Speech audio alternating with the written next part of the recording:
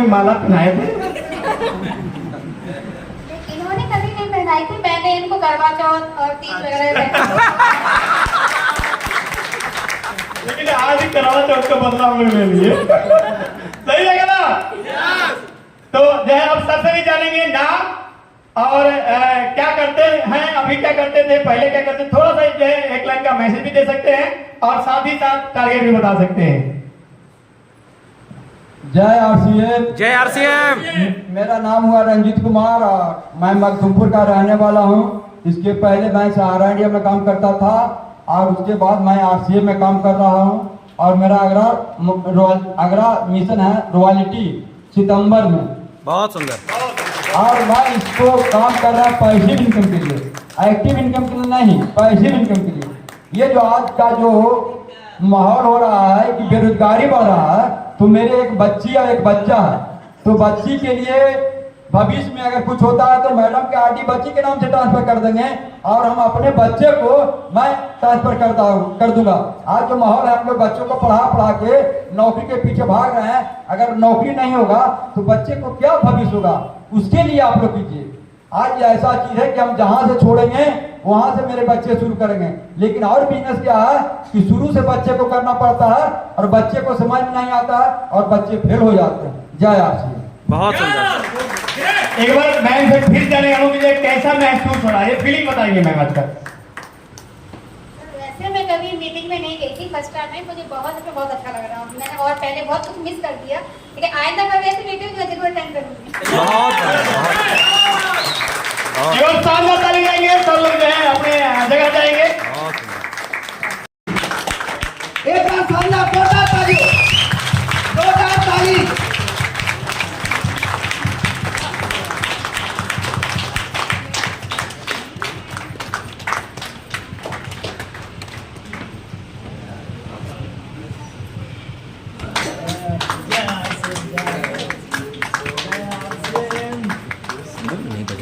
सारे भाई तक पीने पर आएंगे और माला से सम्मानित करेंगे।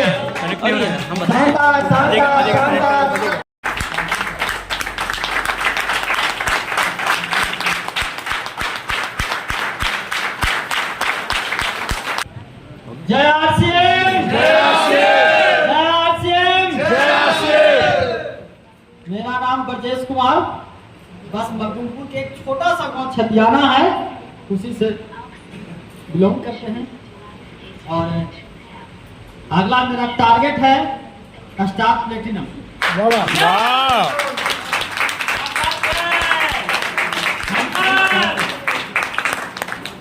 उनके बजे सब तालियों के साथ सब अपने सीट पे जाएंगे।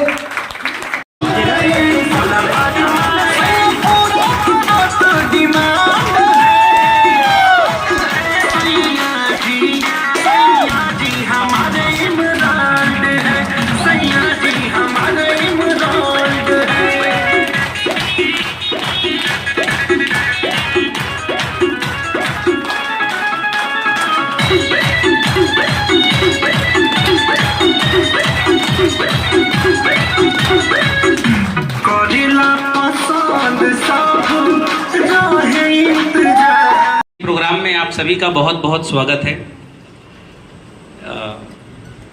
ये विनर्स टीम है, इसको हम लोग विनर्स टीम बोलते हैं।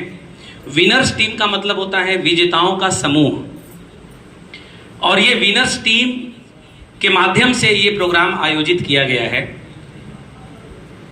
हर वर्ष में 2 महीने खास होते हैं, एक होता है सितंबर और दूसरा होता है मार्च, जिसको हाफ ईयरली क्लोजिंग बोल सकते हैं और एनुअली क्लोजिंग बोल सकते हैं। मार्च 2000 अभी जो बीता 25, तो बहुत सारे साथी जो होते हैं जो अच्छा परफॉर्मेंस करते हैं, उनको प्रेरित करने के लिए ये आयोजन किया जाता है, जिसको बोला जाता है सम्मानित समारोह कार्यक्रम। और जो साथी किसी कारणवश परफॉर्म नहीं कर पाए, उनको भी प्रेरित करने के लिए ये प्रोग्राम होता है कि जब आम व्यक्ति इस बिजनेस से खास बन सकता है तो घबराइए मत, अगली बार आपका नंबर होगा और अगली बार आप भी इस तरीके से मंच पे आएंगे और आपका भी सेलिब्रेशन होगा। इसलिए इस तरीके का सेलिब्रेशन प्रोग्राम किया जाता है। इस प्रोग्राम में जिनका सम्मान होता है वो आते हैं सेलिब्रेट होने के लिए, सम्मान पाने के लिए, और वो अपने कुछ साथियों को बुलाते हैं उस सम्मान का गवाह बनने के लिए कि देखिए मैं जो कार्य कर रहा हूं ये देश हित में है, ये समाज हित में है, ये स्वास्थ्य के हित में है, ये देश हित में है। ये बताने के लिए बुलाया जाता है कि देखिए आप कहते हैं आरसीएम फारसीएम कर रहे हैं, जबकि हम जो काम कर रहे हैं वो देश हित का कार्य है। उनको बुलाया जाता है गवाह बनाने के लिए कि आप देखिए और जाकर के समाज में बताइए। इस बिजनेस में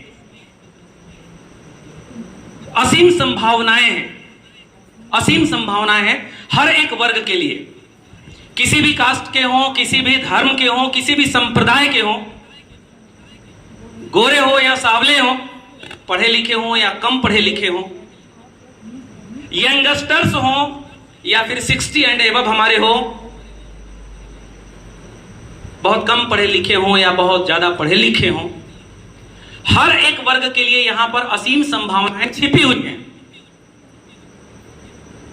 अगर मैं कह रहा हूं कि असीम संभावनाएं छिपी हुई हैं तो सिर्फ इस लिए कह रहा हूं क्योंकि आज के डेट में एक जमाना था, आज के 50 साल 40 साल 30 साल पहले, जब बोला जाता था पढ़ लिख लो नहीं तो भैंस चराओगे। याद है सर? हमारे बाबूजी भी हमको कई बार बोले पढ़ो। जब हम लोग नहीं पढ़ते थे तो बोलते थे पढ़ो पढ़ो, नहीं तो ये आम तकिया कलाम था। हमारे यहां यूपी में बोलते हैं पढ़ो नहीं तो बकरी चराओगे, पढ़ो नहीं तो घूरा पर। हाँ, समझ गए होंगे आप। लेकिन आज के डेट में यह कहावत पलट गया है। एक समय था कि जो नहीं पढ़े लिखे रहा करते थे उनके नाम पे कहावत बना कि पढ़ो लिखो नहीं तो फलाने की तरह तुम भी वही करोगे जो वो कर रहा है। लेकिन आज के डेट में यह कहावत उलट गया है। आज मैं आपको हजारों नहीं, लाखों नहीं, करोड़ों ऐसे लोगों को बता सकता हूं जिन्होंने पिताजी के कहने पर मन से पढ़ा भी लेकिन आज जॉब में नहीं है, जॉबलेस हैं। बीएससी करके, एमएससी करके, पीएचडी करके, एमकॉम करके, बीकॉम करके, एमबीए करके, बीबीए करके, दे हैव नो जॉब। उनके पास कोई जॉब नहीं है, वो घर पे बैठे हुए हैं। They are waiting for vacancies. वो वैकेंसी के लिए वेट कर रहे हैं कि गवर्नमेंट कुछ निकालेगी तो हम फॉर्म भरेंगे। सही है गलत? और भरने के बावजूद भी वो कैंसिल होता है और पटना में डंडा भी चलता है और डंडा भी खाना पड़ता है। सही है गलत? अब अगर मैं कहूं कि पढ़ लिख लो, पढ़ लिख ला नहीं तो डंडा खाए के मिली, तो अब तो ये उल्टा हो गया। पढ़ा लिखा नहीं तो डंडा के पा, पढ़ा लिख करके अब डंडा लोग खा रहे हैं। फ्रेंड्स देखिए, मैं अपवाद की बात नहीं करता। 100 में से ऐसा नहीं कि सफलता सबके लिए नहीं है, सबके लिए सफलता है। 100 में से 2-3% लोग कामयाबी हो रहे हैं। मैं ये नहीं कहता कि वो जॉब नहीं पा रहे हैं, लेकिन संख्या तो उनकी ज्यादा है जिनके बारे में मुहावरे बना करते हैं। सही है गलत? आज ये बिजनेस अपॉर्चुनिटी दे रहा है हम सभी लोगों को। आज इसके ऊपर हम लोग बहुत कुछ बातचीत करेंगे, लेकिन एक स्टेप और हम लोगों के बीच में अभी बाकी है। उस स्टेप को भी पूरा करने के बाद आगे के कार्यक्रम को हम लोग आगे बढ़ाएंगे। आज ये आयोजन किया गया है आपके मखदूमपुर गया टीम के द्वारा। आप सभी लोगों के सीनियर अपलाइन,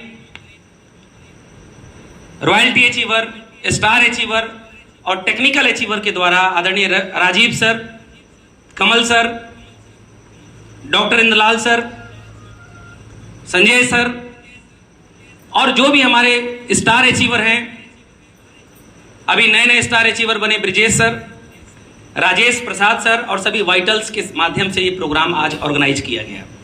मैं चाहूंगा कि आगे हम लोग स्टेप को आगे बढ़ाएं। उसके पहले एक बार इन सभी सीनियर्स के लिए जोरदार तालियां बजा दें।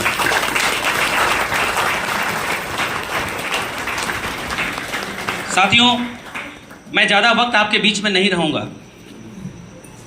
लेकिन इस बिजनेस की ताकत और इस बिजनेस की पावर जरूर आपको बताऊंगा। तो जब भी मौका मिलेगा ताली बजाने का आप बजाइएगा। और हम एसपी वर्मा सर से मिले। अब एसपी वर्मा सर उस समय वाराणसी के पास छोटा सा शहर है चकिया, चकिया में वो स्टेट बैंक ऑफ इंडिया में उनकी पोस्टिंग थी। स्टेट बैंक ऑफ इंडिया के कृषि वाला डिपार्टमेंट होता है, बैंक एक होता है, वो उसके वो हेड ब्रांच मैनेजर, वरिष्ठ शाखा प्रबंधक। अब हम जब एक बार उनको कॉल किए, मैंने कहा सर मैं आपसे मिलना चाहता हूं और आरसीएम का पूरा प्लान जानना चाहता हूं। उन्होंने कहा रवि जी मैं तो 8 बजे सुबह निकलता हूं, रात को 8 बजे आता हूं जब तक ब्रांच बंद ना हो जाए। और लफड़ा, ये दोनों जने तो दुकान पर समय दे भी देते थोड़ा, वो तो पूरा 8 से 8 गायब। तो एक बार संडे ने किसी वर्किंग डे में हमने कहा सर हम आपसे मिलना चाहते हैं। उन्होंने कहा चकिया मेरे ब्रांच में आ जाइए। उनके ब्रांच में हम गए मिलने। और साथियों जब मिलने गए थे ना, तो मेरे घर से उनका ब्रांच 30 किलोमीटर दूर था और 30 किलोमीटर दूर मैं साइकिल से गया था, क्योंकि मेरे पास उस समय बाइक और कार नहीं था। साइकिल से गए थे सर, बाईसाइकिल। और साइकिल मेरे बाबूजी का था, वो उनके गौने में मिला था, हमारे पास तो वो भी नहीं था। सर कभी जरूरत ही नहीं पड़ी, सारे कॉलेज आसपास, यूनिवर्सिटी था हमारे यहाँ से 25 किलोमीटर दूर, तो पैसेंजर ट्रेन जाती थी उसको पकड़ के चले जाया करते थे, कभी जरूरत ही नहीं पड़ी। बाईसाइकिल में उनसे ब्रांच में मिलने के लिए गया। और जब ब्रांच में मिलने के लिए गया तो वर्मा सर ने भी एक काम किया। काम क्या किया उन्होंने, थोड़ा सुन लीजिए दीदी। उन्होंने क्या किया, अपने जब वरिष्ठ शाखा प्रबंधक जहां बैठे होते हैं वहां एक उनके सामने मॉनिटर होता है, राइट सर। अब वो मॉनिटर में आरसीएम का 6th एनिवर्सरी का कैसेट लोड करके रखे हुए थे। अब ध्यान से सुनिएगा। अब उन्होंने क्या किया, उन्होंने कहा रवि जी 10 मिनट बैठिए और मैं अंदर से कुछ जरूरी काम करके आ रहा हूं। और वो अपने कंप्यूटर मॉनिटर को मेरे तरफ मोड़ दिए और उसमें आरसीएम का कैसेट लगा दिए। बोले देखते रहिए मैं आ रहा हूं। अब भाई साहब कहां हुआ मैं, 50 मिनट का कैसेट बीत गया तब वो आ रहे हैं। और जैसे मालूम चले कि वो इंतजार ही कर रहे थे कि पूरा खत्म हो तभी हम जाएं। उनसे मिले, आरसीएम का विजन क्लियर हुआ कि भाई इतने बड़े ऑफिसर रैंक के व्यक्ति अगर इस बिजनेस को कर रहे हैं तो जरूर इस बिजनेस में कुछ तो ताकत है।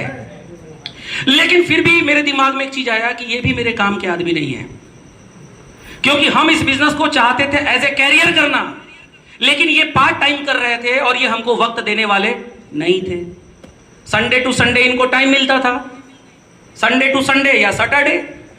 अब संडे और सैटरडे आदमी के पास फुर्सत होता है तो अपने सारे ग्रुपों को टाइम देगा या किसी एक आदमी को देगा, सभी ग्रुपों में देगा। फिर मैंने कहा यार अब क्या करें, 1 अपलाइन, 2 अपलाइन, 3 अपलाइन, अब तो मामला बिगड़ रहा है। तो मैंने कहा इन तीनों जने के अपलाइन को पकड़ो, कौन इन तीनों जने का अपलाइन है, राइट। तो मेरे अपलाइन संजय कुमार साहू सर, उनके अपलाइन अजय कुमार सोनी सर, उनके अपलाइन एसपी वर्मा सर। और आरसीएम के एक मीटिंग में जाने का मौका मिला तो पता चला कि संजय सर भी बोल रहे हैं मेरे upline D Kumar, Ajay sir भी बोल रहे हैं मेरे अपलाइन डी कुमार, और वर्मा सर भी बोल रहे हैं मेरे अपलाइन डी कुमार। तो हमको लगा यही सबसे बड़ा सरगना है, इन्हीं को पकड़ो, इन्हीं से काम चलेगा, बाकी किसी से नहीं। और डी कुमार सर के करीब गए, उनसे हम पर्सनल मिले, उनके घर गए, उनसे हमने कहा सर मैं इस बिजनेस को एज ए करियर के रूप में करना चाहता हूं और मुझे पता चला है कि आप यूनियन बैंक ऑफ इंडिया की नौकरी को रिजाइन करके छोड़ करके इस बिजनेस को कर रहे हैं। और सर आप मेरे काम के हैं, क्योंकि मुझे जब भी आवश्यकता पड़ेगा तो आप निश्चित रूप से टाइम निकाल लेंगे, हम आपको जब भी कॉल करेंगे तो आप उठा लेंगे। मैं आपका सपोर्ट लेके इस बिजनेस में बहुत आगे कर सकता हूं अगर आप साथ दें तो।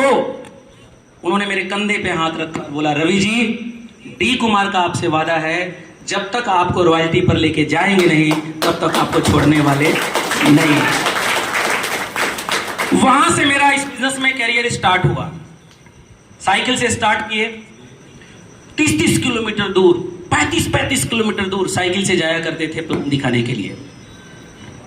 जनरली आज के डेट में लोग नहीं जाएंगे इतना दूर साइकिल से। ऐसा नहीं था कि मेरे फादर नहीं परचेज कर सकते थे, लेकिन आरसीएम को लेकर के इतना गतिरोध, इतना मामला बिगड़ा हुआ था कि वो कुछ भी एक्सेप्ट करने के लिए तैयार नहीं थे। बेसिकली मैं वाराणसी से हूं, आध्यात्म में बहुत ज्यादा मेरा रुचि है। आरसीएम बिजनेस से पहले जब मैं पढ़ाई किया करता था तो साथ में अपना जो मेरा अपना आध्यात्म है, पूजा पाठ, अपना ईश्वर का आराधना मैं बहुत किया करता था सर। बचपन से ही मेरे अंदर एक रुचि है। एक घटना मेरे साथ घटी जिसको लेकर के मैंने आध्यात्म को थोड़ा ज्यादा रुचि लेने लगे। मैं साइंस को बहुत ज्यादा मानता हूं सर, पहले भी मानता था, आज भी मानता हूं। लेकिन मेरे दादाजी का एक बार अचानक स्ट्रोक हुआ, हार्ट अटैक आया। उनको लेकर के हॉस्पिटल में हम लोग गए। वो भी बहुत अच्छे रैंक पे थे, रिटायर्ड थे, पेंशनर थे। लेकिन जिस हॉस्पिटल में हम लोग उनको लेकर के गए, वहाँ का जो डॉक्टर था वो सब कुछ करने के बाद लास्ट में हम लोगों को यही बोला कि भगवान चाहेंगे तो ये बच जाएंगे। क्या बोले? तो मेरे दिमाग में आया कि भगवान के आगे साइंस भी फेल है, भगवान के आगे कुछ भी नहीं है, चुप मार करके उनका पूजा करो, वो चाहेंगे तो सब हो जाएगा। बात समझ में आ रही है? और जिनको जिनको आप मानते हैं, जो भी आपके इष्ट देव हैं, एक बार जोरदार तालियां बजा दीजिए उनके लिए।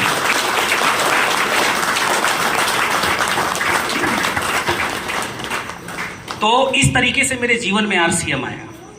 धीरे धीरे जब इस बिजनेस को करने लगे, धीरे धीरे सेकेंड हैंड बाइक लिए। जब मैं बिगिनर या स्टार्टर अचीवर बना तो मैं बाइक लिया। I was youngest royalty achiever in the team of D Kumar. 22 साल की उम्र में मैंने इस बिजनेस का रॉयल्टी का पिन लिया और रॉयल्टी अचीवर बनते ही 22 साल की उम्र में मैंने अपनी आल्टो कार खरीदी। फर्स्ट कार मैंने 22 साल के एज में लिया, 22।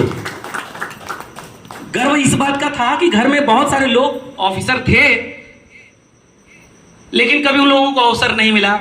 और जिस आरसीएम को लोग आरसीएम फारसीएम कहा करते थे, उस आरसीएम से मैंने 22 के एज में अपने 4 व्हीलर से हम चलना शुरू किए। उसके बाद धीरे धीरे कारवा बढ़ता चला गया। रॉयल्टी अचीवर बने। रॉयल्टी अचीवर बनने के बाद मेरी 22 साल की एज थी।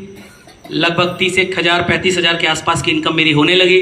कॉन्फिडेंस लेवल बढ़ गया तो लगा कि अरे अब तो कमाल होने वाला है। ज़बरदस्त माहौल बन गया। साथियों, उसी समय एक घटना घटती है जिसने पूरे भारतवर्ष को झकझोर दिया। और वो घटना था, कांग्रेस गवर्नमेंट ने केस कर दिया आरसीएम के ऊपर। और सिर्फ आरसीएम के ऊपर नहीं, 110 कंपनियों के ऊपर केस किया। सहारा के ऊपर भी केस उसी समय हुआ। लेकिन हम आरसीएम के लोग लगभग 10,000 की संख्या में हम लोग दिल्ली में धरना दिए, जयपुर में धरना दिए। पूरे भारतवर्ष के लोग, जिंदगी में कभी धरना देना नहीं आता था हम लोगों को। राजनीतिक प्रोग्राम में कभी नहीं गए थे हम लोग। किसको मुर्दाबाद बोला जाए, किसको जिंदाबाद बोला जाए, ये भी कभी पता नहीं था। लेकिन दिल्ली में और जयपुर में धरना देने के बाद जब आरसीएम दोबारा स्टार्ट हुआ, कानून बना और संसद में पास हुआ, राजस्थान के विधानसभा में पास हुआ, और जब दोबारा आरसीएम आया, साथियों, फिर से हम लोगों को जीरो स्टार्ट करना पड़ा। रॉयल्टी अचीवर होने के बाद भी कार ले लिए थे। चारों तरफ आरसीएम की छवि बन चुकी थी। जिसको फोन करे वो यही कहता था, कहा यार तुम्हारा आरसीएम चल रहा है कि बंद हो गया। ऐसे लोग उस आरसीएम बंद के दौरान फोन किया करते थे जो आरसीएम का नाम सुनना कभी पसंद नहीं करते थे। ऐसे मित्र, ऐसे रिश्तेदार उस समय फोन करते थे, टोंड कसा करते थे, कहा भाई आरसीएम में अब का होई। मेरे बाबूजी बोलते थे कि अरे यार अब कुछ दूसरा काम देखो। मैं सिर्फ एक बात बोलता था कि रवि पांडे जी की उम्र तो मात्र 23 साल है। आरसीएम नहीं स्टार्ट होगा तो हम फिर से प्रिपरेशन करके निकाल लेंगे। इतना तो गर्स है, इतने तो पढ़े लिखे हम हैं, निकाल लेंगे। लेकिन जिस यूनियन बैंक ने डी कुमार साहब को निकाला है, क्या वो यूनियन बैंक फिर दोबारा डी कुमार को बुलाएगा? नहीं बुला सकता। और जब तक डी कुमार सर लिख के नहीं देंगे कि आरसीएम चालू नहीं होगा, तब तक हम लोग हिम्मत छोड़ने वाले नहीं हैं और आरसीएम के लिए लड़ेंगे, चाहे कुछ भी हो जाए, और हम लोग दिल्ली में धरना दिए, जयपुर में दिए, लड़े। और दोबारा आरसीएम स्टार्ट हुआ। सोचिए, पिन लगाते थे हम रॉयल्टी का और मेरा बिजनेस होता था ओपनर का। मैं 2013 की बात बता रहा हूं आपसे सर। 2013 जब स्टार्ट हुआ दोबारा, पिन था रॉयल्टी का, बिजनेस होता था ओपनर का। दुनिया इस पिन को देखती थी, रॉयल्टी की पिन उस समय थी, तो दुनिया सोचती थी कि इनकी इनकम 30-40 हजार आती होंगी, लेकिन इनकम आता था 1500 रुपए, 1200 रुपए, क्योंकि दोबारा जीरो से स्टार्ट किए हम लोग इस बिजनेस को। बात समझ में आ रही है सर? कैसे कैसे हम लोगों ने मैनेजमेंट किया वो हम जानते हैं साथियों। लेकिन बस एक ही मन में ड्रीम था, सपना था कि डी कुमार सर जब इस बिजनेस में टिके हैं, सुजीत सर जब इस बिजनेस में टिके हैं, तो मैं भी टिका रहूंगा, तो एक दिन उनके पीछे पीछे हम भी आगे निकल जाएंगे। साथियों, शुरुआत में हर एक व्यक्ति इस बिजनेस को डायरेक्ट सेलिंग का स्कोप या भविष्य समझ के नहीं करता, वो अपने अपलाइन के संगत में केवल करता है। धीरे धीरे धीरे धीरे धीरे धीरे धीरे धीरे समय के साथ साथ इस बिजनेस को लेकर के सपना बड़ा हो जाता है, और फिर अपलाइन साथ दे चाहे ना दे, आप तूफान मचा देंगे, इतनी गारंटी होती है। यस या नो? फ्रेंड्स, आज जब मैं आज के वस्तु स्थिति की बात करता हूं, 2013 से हमने फिर से दोबारा स्टार्ट किया, फिर रॉयल्टी पर आए, और फिर उसके बाद टेक्निकल अचीवर बने। टेक्निकल अचीवर जब मैं बना तो I was the youngest technical achiever in the team of D Kumar and Sujeet Kumar Singh. 25 साल की उम्र में मैं इस बिजनेस का टेक्निकल अचीवर बना, एंड 25 साल के एज में मेरी दूसरी कार मैंने परचेज किया आरसीएम की वजह से, 25 सॉरी। और वहां से इस बिजनेस का कारवां धीरे धीरे फिर से स्टार्ट हुआ। देखिए, हम आपको ये बताने नहीं आए हैं, हमसे ज़्यादा पढ़े लिखे, हमसे ज़्यादा ज्ञानी और हमसे ज़्यादा वरिष्ठ साथी हमारे बीच में हैं, पिता तुल्य हमारे साथी हमारे बीच में हैं। हम ये बताने नहीं आए हैं, सिर्फ इतना कहने आए हैं कि डायरेक्ट सेलिंग के भविष्य को समझना बहुत ज़रूरी है। हम लोग तब स्टार्ट किए थे जब डायरेक्ट सेलिंग को लेकर भारत सरकार का कोई कानून नहीं था। डर लगता था कि कल क्या होगा, लेकिन आज के डेट में भारत सरकार ने 28 दिसंबर 2021 को डायरेक्ट सेलिंग लॉ आ गया, भारत सरकार के राजपत्र में पूरी तरीके से लिखित हो गया। जब कुछ नहीं था तब तो हम ताकत लगा के काम किए, अब जब हमारे पास कानून है तो बैठ के काम करेंगे तो काम नहीं चलेगा, पूरी ताकत लगानी पड़ेगी। सही है गलत? सही है गलत? याद कर, जब तू बचपन में था, लाल दे लाली लसे, है ना, सुने है ना? याद कर कि तुम्हें जो है वो सूर्य को निगल गए थे, त्राही माम मच गया था, उठ। और हनुमान जी को अपनी शक्ति का पता चलता है, एहसास होता है। मुझे गर्व होता है ये कहते हुए कि जिनको मैं बुलाने जा रहा हूं उनके परिवार में सब जामवंत हैं।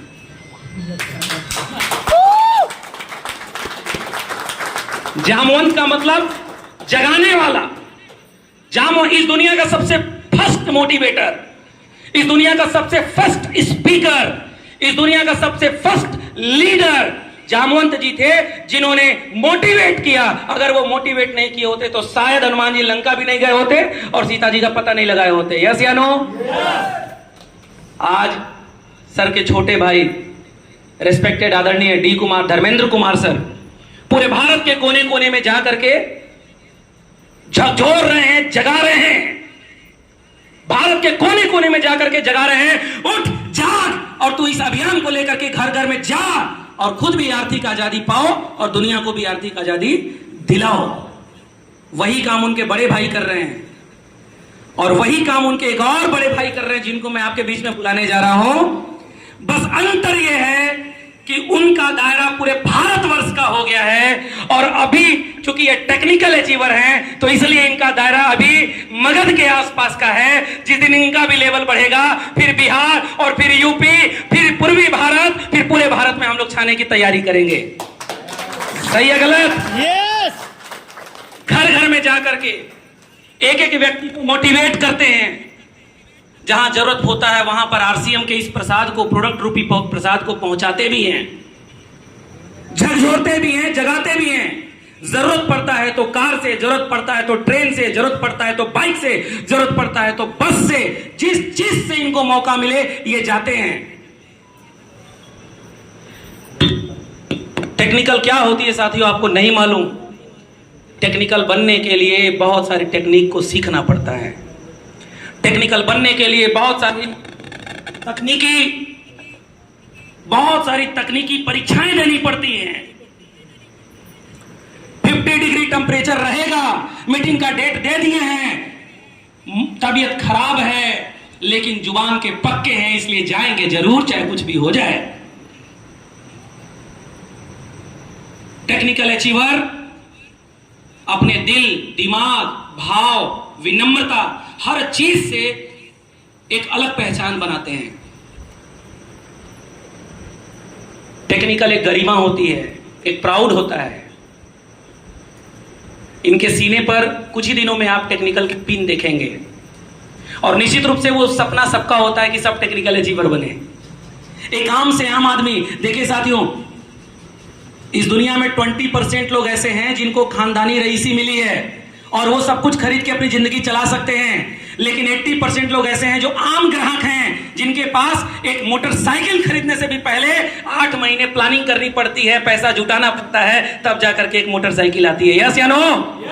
और ऐसे 80% लोगों को टेक्निकल अचीवर बनाने का सबसे सुगम और शानदार रास्ता अगर कोई है तो वो RCM बिजनेस वाला रास्ता है साथियों।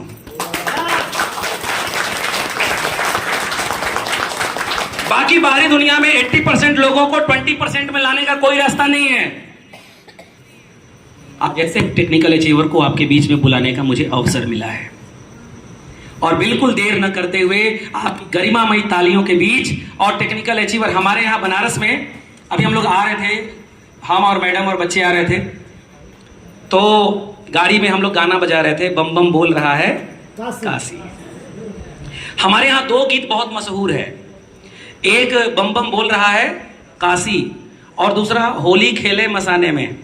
हमारे यहाँ मणिकर्णिका घाट है जहां पर लोग जाते हैं अंतिम संस्कार करने, तो वहां होली के एक दिन पहले वहां पर स्मशान के राख से होली खेली जाती है। बात समझ में आ रही है? हाँ, ये अलग बात है कि उनको मुक्त करने के लिए गया ही लाना पड़ता है। एक बार आप सभी गया वाले हैं, एक बार जोरदार तालियां अपने लिए बजा दीजिए सर, जोरदार।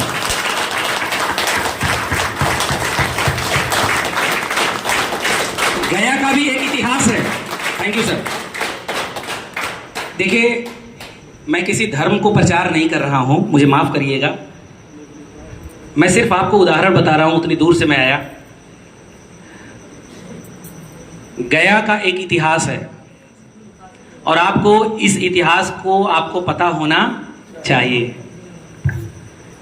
और गया आने के बाद पूरे भारत ही नहीं बल्कि पूरे विश्व से भारतीय संस्कृति को मानने वाले लोग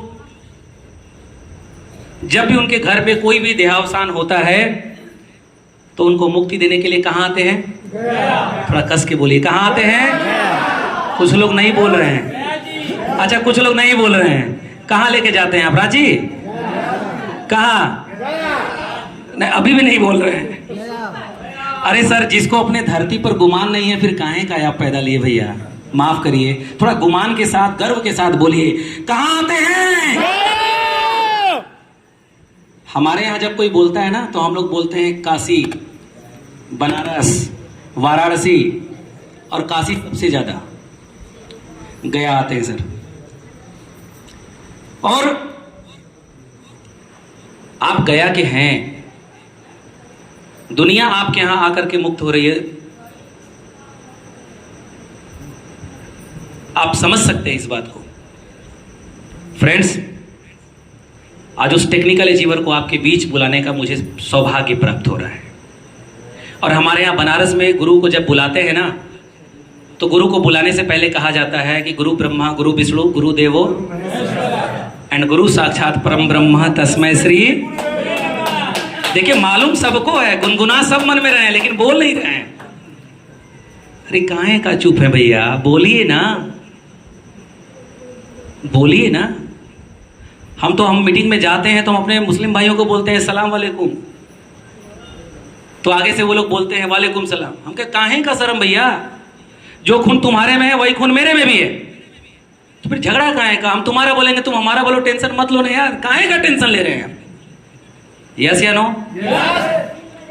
पॉजिटिव सोचिए, हर चीज में पॉजिटिव सोचिए, हर चीज में। और हमारे यहाँ काशी में जब गुरु को स्टेज पर बुलाया जाता है तो बुलाने से पहले होटिंग होती है, हल्ला होता है, तालियां बजाया जाता है, सम्मान होता है। और सम्मान करने के पीछे एक कारण है कि आज मेरे गुरु का सम्मान हो रहा है तो कल मेरा भी नंबर आएगा। और बड़े भाई के शादी में सबसे ज्यादा खुश कौन होता है? छोटा भाई। क्यों? अगला नंबर मेरा, अगला नंबर मेरा। और बड़ी बहन के शादी में सबसे ज्यादा करीब करीब से वॉच कौन करती है? क्यों? अगला नंबर मेरा। तो आज आपके अपलाइन टेक्निकल अचीवर बने हैं, उनको मैं बुलाने जा रहा हूं। छोटे भाई की तरह तालियां बजाइएगा, धूम धड़क्का करिएगा, सीटियां बजाइएगा, क्योंकि अगला नंबर मेरा, अगला नंबर आपका होगा। टेक्निकल अचीवर बनने के बाद लाइफ स्टाइल बदल जाती है, सोच बड़ा हो जाता है, सपने बड़े देखने लगते हैं, लगने लगता है कि अब हम भी रूबी बनेंगे, हम भी स्टार रूबी बनेंगे। सपने बन जाते हैं कि मेरी भी इनकम लाखों में पर मंथ होगी। सपने बन जाते हैं कि एक दिन हम भी बहुत अच्छी लाइफ स्टाइल जिएंगे और अनेकों लोगों की जिंदगी में खुशियां पहुंचाएंगे। टेक्निकल बनने के बाद उनके टीम में बहुत सारे साथियों के घर में अच्छी इनकम आने लगती है। तो आप लोगों के एक सम्मानमयी, गरिमामयी तालियों के बीच हम उनको सपरिवार आमंत्रित करते हैं। आप लोगों के एक सम्मानजनक तालियों के बीच please welcome on the stage brand new final pearl achiever आदरणीय राजीव कुमार सर, राजीव सर, उनकी मैडम, उनके बेटे जी, जो भी परिवार से आए हो कृपया मंच पर आइए और हम लोग जोरदार तालियां बजाएं। जोरदार तालियां, जोरदार तालियां, जोरदार तालियां।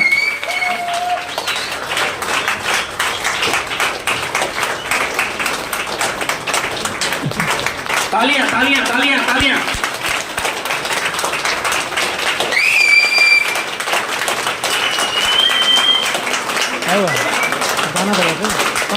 अच्छा म्यूजिक बजेगा तब ताली बजाएंगे।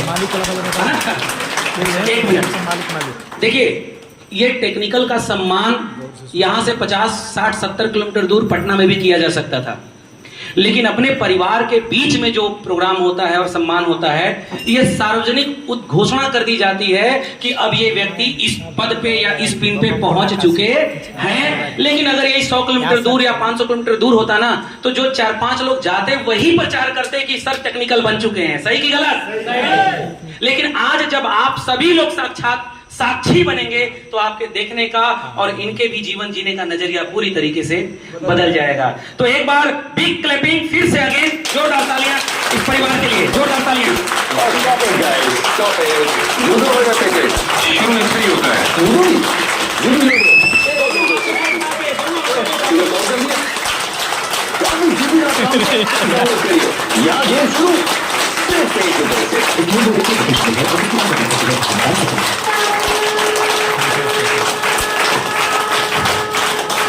Thank you. एक मिनट, गीत है क्या? देखिए अब यहाँ पर बनारस वाला गीत आ गया। एक बार तालियां फिर से बजा दीजिए जोरदार।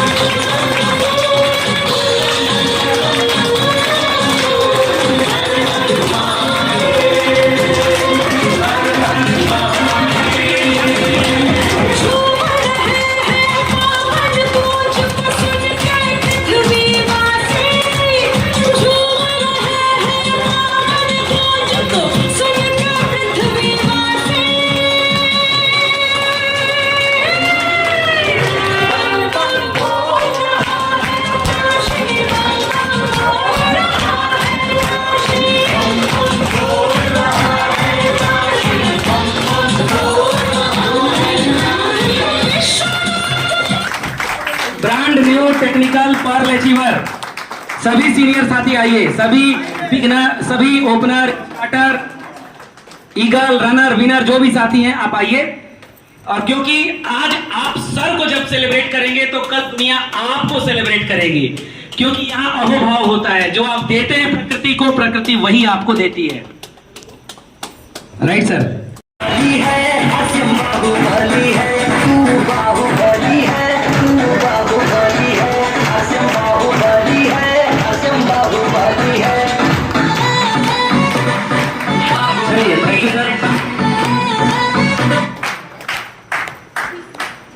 ब्रांड न्यू टेक्निकल अचीवर, पहले फाउंडर थे, अब परमानेंट टेक्निकल अचीवर हैं। टेक्निकल अचीवर बनने के बाद जो आप जो इनकम रेशियो होती है वो अप्रोक्सीमेटली 70,000 के आसपास की होती है। लेकिन सबसे बड़ी बात यह है कि टेक्निकल अचीवर बनने के बाद जो ड्रीम होता है वो 70,000 नहीं बल्कि 7 लाख पर मंथ का ड्रीम बन जाता है।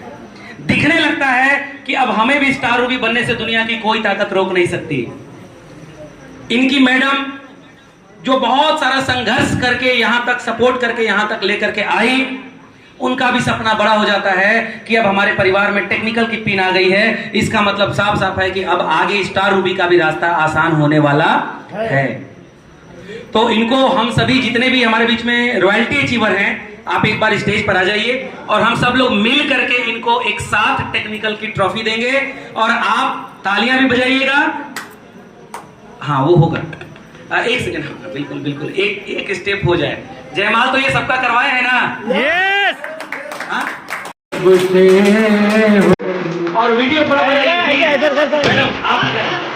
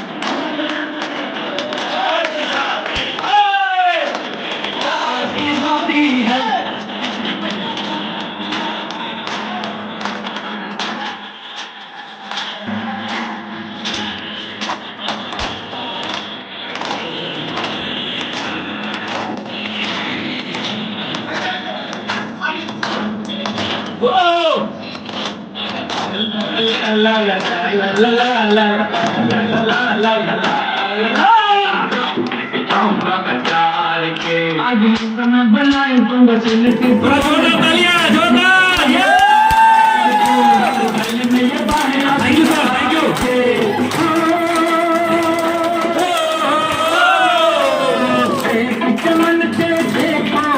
यू। दोनों हाथ उठा के, दोनों हाथ उठा के। आज मेरे यार की शादी है, आज मेरे यार की शादी है, यार की शादी है, मेरे दिलदार की शादी है, आज मेरे यार की शादी है, आज मेरे यार। Thank you sir, thank you, thank you, thank you, thank you. लगता है मिल करके पर्ल को सेलिब्रेट कर रहे हैं। आइए सिंह जी, और एक बार बढ़िया सा फोटो आप लीजिए ताकि ये पूरे हिंदुस्तान में ये फोटो वायरल हो कि मखदूम।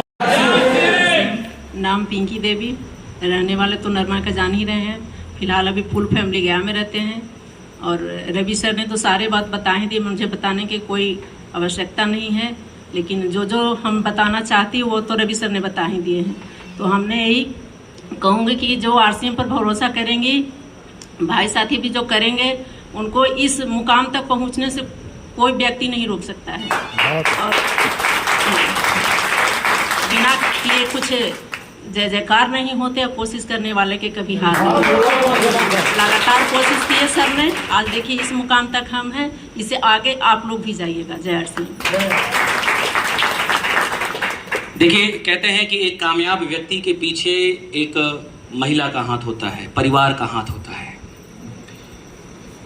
परिवार जब मेंटली तौर पे अगर सपोर्ट करती है अपने परिवार को, अपने हस्बैंड को, तो उस पति को, उस हस्बैंड को इतिहास लिखने से दुनिया की कोई ताकत रोक नहीं सकती। शिव का नाम इसलिए लिया जाता है क्योंकि पार्वती उनके साथ है। यस या नो? और कृष्ण का नाम इसलिए लिया जाता है क्योंकि राधा उनके साथ है। सही है ना? और विष्णु जी का भी नाम इसीलिए लिया जाता है क्योंकि लक्ष्मी उनके साथ है। तो बिना लक्ष्मी के कुछ भी होने वाला नहीं है। और इन्होंने कहा कि बिना संघर्ष के कुछ नहीं होता है। संघर्ष करेंगे, चलते रहेंगे तो सब होगा। आज राजीव सर से भी जानते हैं, इनके दिल में भी बहुत सारी चीजें हैं। आज ये आपके बीच में कुछ अपनी वेदना बताएंगे। तो आप लोगों के जोरदार तालियों के बीच राजीव सर। साथियों, जय आरसीएम, नमस्कार। कैसा लग रहा है? ये मेरा जो सम्मान हो रहा है, इससे मैं संतुष्ट नहीं हूं। ये एक पड़ाव है, मंजिल नहीं है। मंजिल पे जाने के बाद इंसान संतुष्ट हो जाता है, लेकिन ये पड़ाव है और मेरा तैयारी अभी कुछ और चल रहा है। मुझे आगे जाना है। ये हिम्मत, एक चार्ज मिला है, कार्य करने का शक्ति मिला है। अभी मुझे बहुत और कुछ करना है। और जो कुछ भी हुआ है, ये सब आप लोग इसके साक्षी हैं। सब आप लोग का सहयोग से हुआ है। मैं कुछ नहीं, मैं तो इस पृथ्वी पर कुछ है ही नहीं। जो इंसान बोलता है, रामायण में भी लिखा हुआ है, स्वामी जी सत्संग में जाते हैं वहां भी बताते हैं, मैं कुछ नहीं, मैं शब्द तो है ही नहीं। हम लोग यहां पर जितने हमारे सभी भैया, सवेरे भाई लोग बैठे हुए हैं, सभी लोगों का ये ट्रॉफी है, सभी लोगों का ये सम्मान है, सभी लोगों का ये प्यार है, सभी लोगों का ये प्रेम है। सभी शब्दों को मिला करके एक आरसीएम सिस्टम का निर्माण किए हैं हमारे आदरणीय टीसी सर। बातें तो बहुत है, बिल्कुल सच है, सच्चाई है। संघर्ष तो जब बड़ा काम करने की बात आती है तो संघर्ष भी आता है, चैलेंज भी होता है। साथियों, मैं 5 से 10 मिनट बात करूंगा। मैं सबसे पहले अपना परिचय से शुरुआत करूं। नाम राजीव कुमार, रहने वाले बेलागंज के पास एक छोटा सा गांव नरमा, वहां से मैं बिलोंग करता हूं। मैं पैसे की बात करूं तो मैं फुल्ली किसान था। मेरे पिताजी किसान थे।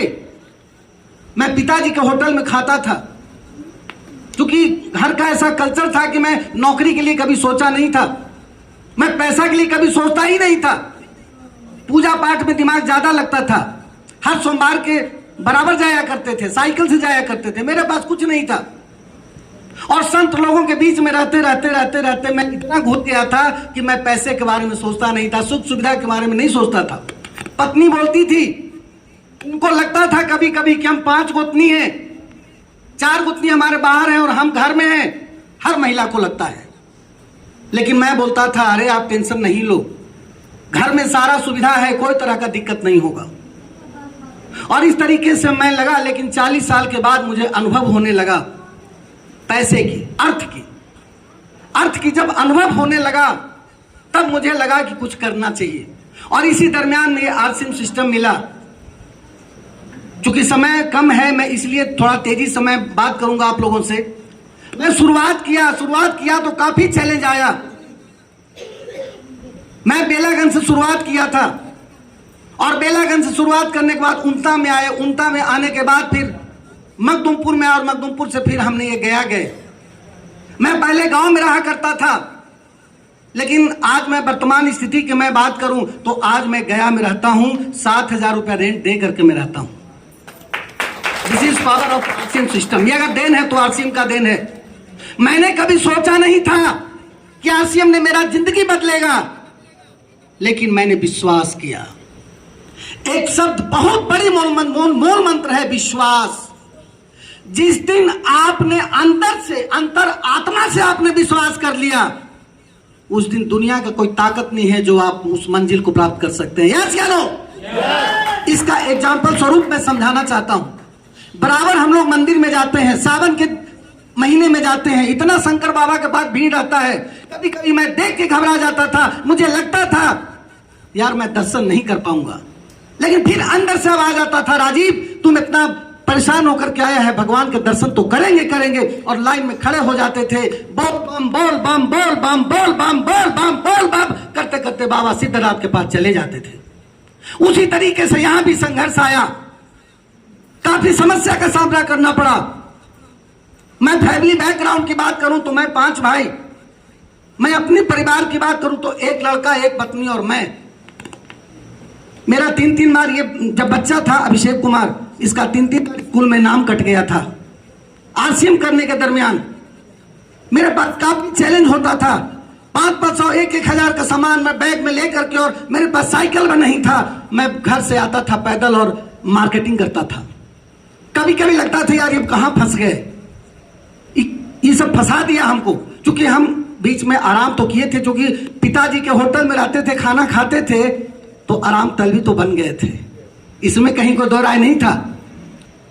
तो काम करने में बहुत जबूर आता था, बहुत कष्ट होता था, लेकिन फिर भी मुझे समझ में आया कि राजीव अब तुम्हारे पास रास्ता क्या है, पैसा तो कमाना है। क्योंकि सम्मान हमने बचपन से देखा था, तो मुझे लगता था कि पैसा कमाए, लेकिन प्रतिष्ठा को खो के पैसा नहीं कमाए, प्रतिष्ठा सहित पैसा कमाए। और उस प्रतिष्ठा को पाने के लिए मुझे जितना भी संघर्ष करना पड़ा, मैं उस संघर्ष को चैलेंज के रूप में लिया। मैं पैदल चला, गया में एक टीचर थे, वो बेचारे एक रूम हमको रहने के लिए दे दिए थे, क्योंकि गया में मकान नहीं है, उस समय भी नहीं था। मुझे लगता था मेरा टीम चला गया गया में, मैंने रेलवे का पास बनाया और पास से डेली आते थे। शुरुआत दौर में नाश्ता बनाने के लिए हम कभी कभी बहाना मार देते थे। फील्ड में जब नहीं होता था, हमारे अपलाइन फोन करते थे, आदरणीय ग्रेट अपलाइन आदरणीय डी कुमार जी, जिन्होंने हमें इस सिस्टम में लाया। और वो कभी कभी भारत से पूछती थी भैया कहाँ हैं, हमसे जब पूछते थे हम बोलते अरे भाई आज नाश्ता नहीं बना इसलिए हम नहीं जा पाए, बहाना मार देते थे। लेकिन ये दूसरे दिन से 7 बजे नाश्ता मेरा बना के टिफिन रेडी रखती थी। मैं इनका सहयोग मानता हूं, एक बार इनके सम्मान में ताली होनी चाहिए। देखिए एक बहुत बड़ा मैं मैसेज देना चाहूंगा, घर में अगर हस्बैंड, आपके परिवार अगर आरसीएम करने के लिए डिसीजन लिए हैं, तो मैं आप लोग सारे बहना लोगों से अपील करूंगा कि अपने परिवार को साथ दें। इससे बड़ा सम्मान कहीं नहीं मिलेगा। और मैं सच्चाई बताऊं, इस रास्ते से चलते चलते चलते चलते, एक कहावत है ना कि किस रूप में भगवान मिल जाएंगे, कहना बहुत मुश्किल है। जब मैं हताश हो गया था, रॉयल्टी बनने के बाद एक मेरे पास दुर्घटना एक मेरे साथ हुआ, जिसमें मैं बिल्कुल हताश हो गया था। कुछ चंपालाल मिले जो कि हमारे साथ दुर्घटना हुआ, और दुर्घटना हुआ तो स्थिति यह हुआ कि मेरा 4 लाख का बिजनेस 1 लाख पे आ गया।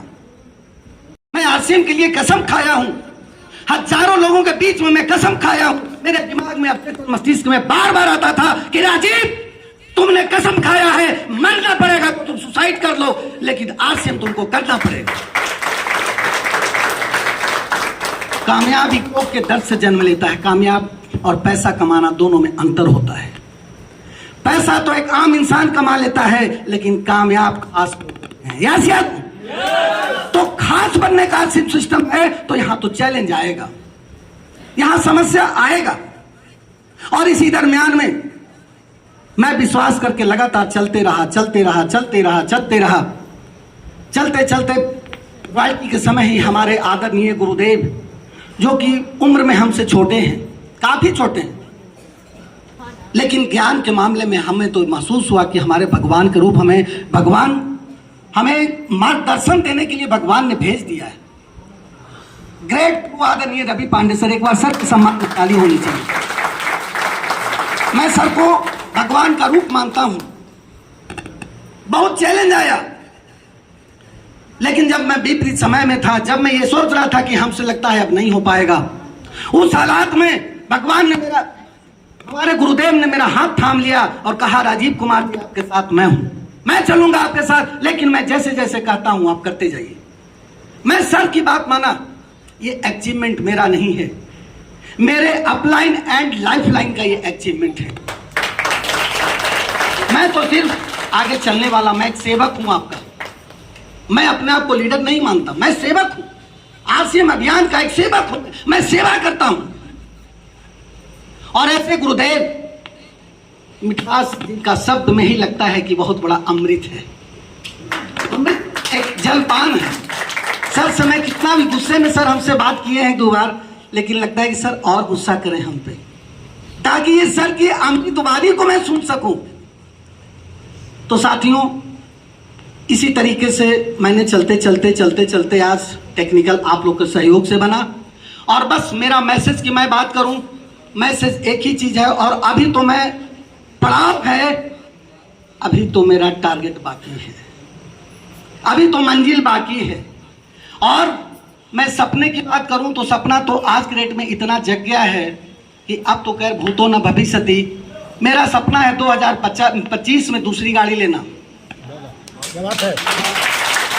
मेरा सपना है बहुत जल्दी 2027 के पहले गया में जमीन लेकर के मकान बनाना।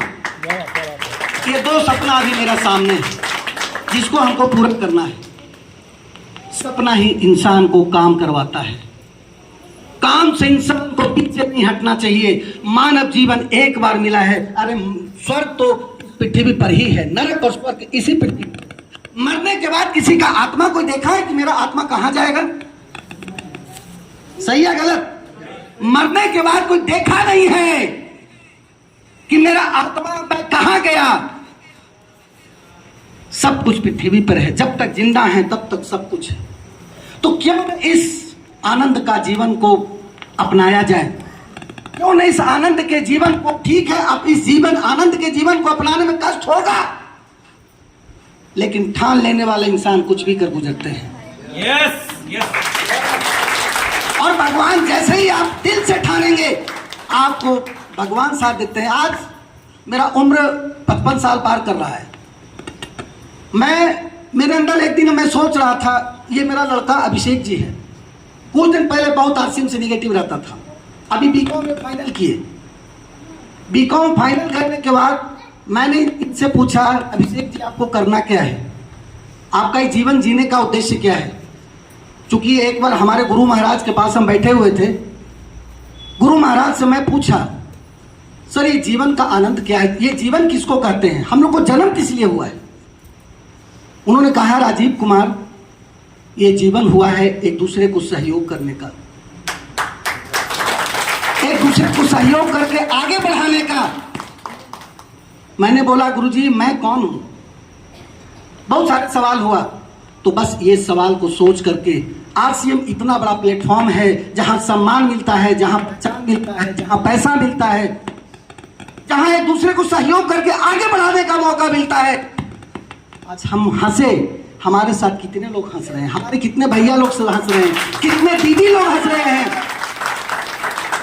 ये बचपन से मुझे सेवा करने का आदत पड़ गया है। चूंकि कहावत है कि जो इंसान घर में सेवा करता है कि बाहर में सेवा करता है। मुझे सेवा करने का आदत है। मैं आज भी 5-5 हजार पीबी का सामान बाइक से पहुंचाता हूं। मैं आरसीएम में पैसा कमाने का मेरा उद्देश्य नहीं है। मेरा उद्देश्य है कि भगवान हमको इतना शक्ति दे कि मैं सबको घर घर तक सामान पहुंचाऊं और मैं अपने जीवन को बदलाव करूं, मैं अपने विचार को बदलाव करूं। इस तरीके से बातें तो बहुत है साथियों, लेकिन आज मैं भी सीखने आया हूं। अब ज्यादा समय न लेते हुए मैं आदरणीय गुरुदेव रवि पांडे सर को इनवाइट करूंगा। और रवि सर आज मुगल सराय से गया डिस्ट्रिक्ट मखदूमपुर के धरती पे आए, इसके लिए बहुत बहुत मैं शुक्रिया मैं अदा करता हूं सर को।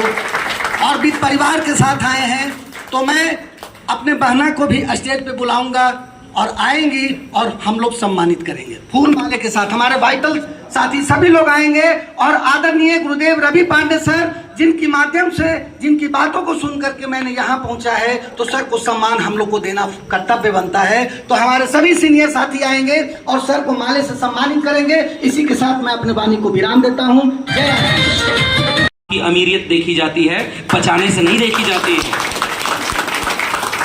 चाहते तो हम भी ट्रेन से आ सकते थे यहाँ पर, चाहते तो हम भी ट्रेन से आ सकते थे यहाँ पर। ट्रेन से आते तो टीटी भी सब मेरे परिचय के मुगल सराय के हैं, मुगल सराय गया हमारा जोन है, आ सकते थे। फर्स्ट क्लास एसी कोच में आते, गया में उतरते और गया से यहां से आ जाते। सर की गाड़ी थी, प्लान बना नहीं, चलते हैं अपनी गाड़ी से। मैडम मेरी आ रही थी, उन्होंने कहा बहुत दूर है गया, बहुत दूर है, 5 बजे भोर में चले और यहां आते आते 10 बज गया। तो हमने कहा कि इसके पहले हम कई बार भोर में आए हैं, मीटिंग किए हैं और शाम को घर वापस गए हैं। यही गया है जहां पर अनेकों बार विदाउट टिकट आए हैं। मैं खुल के बोल रहा हूं आपसे, यही गया है जहां पर मैं बाइक से आया हूं और यही गया है जहां मैं अपने 4 व्हीलर से आया हूं। फ्रेंड्स, आरसीएम बहुत बड़ी ड्रीम को पूरा करने का मादा रखता है। आज अगर एक एक ट्रिप पर मैं 10,000 रुपए खर्च कर रहा हूं कहीं जाने के लिए, डेफिनेटली 30-40 हजार रुपए मेरे खर्च हो जाते हैं केवल ट्रेवलिंग खर्च, पेट्रोल डीजल ज्यादा ही होता है। लेकिन मजा इसलिए आता है क्योंकि ये ताकत अगर किसी ने दिया तो वो आरसीएम ने दिया। जो लड़का ग्रेजुएशन करके, पोस्ट ग्रेजुएशन करके जॉब की तैयारी किया करता था, जो लड़का किसी जॉब में अगर जाता तो गवर्नमेंट को ज्यादा से ज्यादा, अरे जॉब में टैक्स कोई देता कहां है, जॉब में तो तरीके खोजते हैं टैक्स बचाने का। सर 18C 18D पता नहीं क्या क्या लोग अप्लाई करते हैं, LIC बीमा की जितना लगा दो कि टैक्स बच जाए। लेकिन आरसीएम ने ताकत दिया कि अगर मैं इस बिजनेस के माध्यम से गवर्नमेंट को हर महीने 10,000 15,000 रुपए, 10,000 15,000 अगर TDS भर रहा हूं तो कहीं ना कहीं ये इस बिजनेस की ताकत है, मेरे अंदर कोई पावर नहीं है। साथियों, अभी जिस अपार्टमेंट में हम रहते हैं, सबसे यंगेस्ट फ्लैट ओनर कोई है तो आपके सामने हम खड़े हैं, सबसे यंगेस्ट। वहां 90% जॉब वाले लोग हैं, बल्कि 98%। और जितने भी लोग फ्लैट परचेज किए हैं वहां पर 3 BHK 4 BHK 2 BHK सब के सब आफ्टर 40 आफ्टर 50। कोई फंड मिला उससे, किसी ने फंड इकट्ठा किया उससे। लेकिन आरसीएम बिजनेस करके अगर कोई फ्लैट ओनर बना है और वहां का निवासी बना है, रविकांत पांडे है आपके सामने। और ये तो अभी कुछ नहीं है, अभी तो मेरा प्रोजेक्ट है, अभी 2025 चल रहा है। मेरा टारगेट है कि 2028 तक अभी मैं अपने बिजनेस को रेलवे जहां जहां है वहां वहां डेवलप कर रहा हूं। अभी मैं अपने टीम को जहां जहां रेलवे की जोन है वहां मैं डेवलप कर रहा हूं। मेरा टारगेट है कि 28 तक मैं पागलों की तरह काम करूंगा। अपने बिजनेस को जितना भी डेवलप करना है रेलवे जोन में या मेट्रो सिटीज में मैं डेवलप करूंगा। और 28 तक मुझे शिफ्ट होना है वाराणसी के एयरपोर्ट के ठीक पास। और वो मेरा जो गोल है वो कम से कम 5 करोड़ के आसपास का वो मेरा मकान होगा, जिसका टारगेट मैं लेकर के चल रहा हूं। अच्छा, किसके वजह से चल रहा हूं? आरसीएम की वजह से। आरसीएम की वजह से अभी मेरी जो इनकम है, मेरी हाईएस्ट इनकम 3,13,000 रुपए आरसीएम से रही है। और अभी जो मार्च का बिजनेस फाइनल हुआ है उसमें भी मेरी इनकम करीब 3-3.5 लाख के आसपास की रहेगी। लेकिन अभी जो मेरा गोल है वो गोल है रूबी का पिन अचीव करना सितंबर में, और इस इनकम को 3 लाख को पर मंथ करना, ये मेरा गोल है सितंबर का। और हम आपको दिल से बता रहे हैं, विश्वास और भरोसा देके बता रहे हैं कि जैसे हमने अपने अपलाइन डी कुमार सर पर भरोसा किया, संजय गुप्ता जी पर भरोसा किया, अजय सोनी सर पर भरोसा किए, सुजीत सर पर भरोसा किए, अपने ऊपर भरोसा किए, आरसीएम के प्रोडक्ट के ऊपर भरोसा किए, कंपनी के ऊपर भरोसा किए, आरसीएम के डायरेक्टर टीसी छावड़ा जी के ऊपर भरोसा किए। बस आप इस बिजनेस को 3 साल अपने अपलाइन पर भरोसा कर लीजिए। कितने साल? 3 साल भरोसा कर लीजिए। 3 साल बाद ये बिजनेस आपको वहां पहुंचा सकता है जिसके बारे में कभी आप हाई स्कूल में, मैट्रिक में और इंटरमीडिएट में सोचा करते होंगे। सपने मर गए होंगे, लेकिन वो सारे सपने जागृत हो जाएंगे रॉयल्टी अचीवर बनने के बाद। वो सब कुछ यहां पर कंप्लीट हो जाएगा। तो बहुत बहुत शुक्रिया, आप लोगों ने वक्त दिया, इसके लिए थैंक यू। और राजीव सर का भी धन्यवाद कि राजीव सर ने ये अवसर दिया। और अभी हम लोग यहां से थोड़ा निकलेंगे। और आप सभी साथियों का बहुत बहुत शुक्रिया, अच्छा लगा गया में आके आप सभी साथियों से मिलके, आदरणीय रमेश सर से, कमल सर से, इंदलाल सर से, सबसे मिलके बहुत अच्छा लगा।